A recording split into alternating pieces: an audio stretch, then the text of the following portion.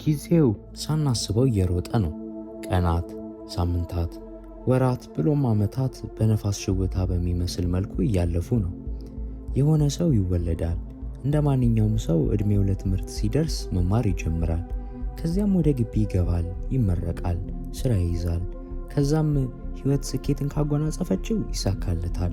ቤተሰብ መመስረት የሚባሉት ሌሎች ነገሮችም ይመጣሉ። ከቀን ወደ ቀንም ለተሻለ ሕይወት ይተጋል። ታዲያ በዚህ ሁሉ ግርግር መሃል መቼ ነው የምናርፈው? ሕፃናት ለማደግ፣ ወጣቱ ለመለወጥ፣ አዛውንቱም ለማረፍ መንገዱን ይፈልጋል። ታዲያ እውነተኛ እረፍትና ዘላቂ እርካታ ከወዴት ነው የሚለው ነው ትልቁ ጥያቄ። በዚህ በብርሃን ፍጥነት በሚሮጥ ጊዜ ውስጥ እርካታን ማግኘት ቀላል ባይሆንም ከልብ ካለቀሱ እንባ አይገድም እንደሚባለው ከልብ ከሻነው ቅርባችን ሆኖ የእኛን ፈቃደኝነት የሚጠባበቅ አንድ መፍትሄ አለ። በጊዜና በሁኔታ የማይወሰን እረፍት የሰጠን እግዚአብሔር ይመስገን።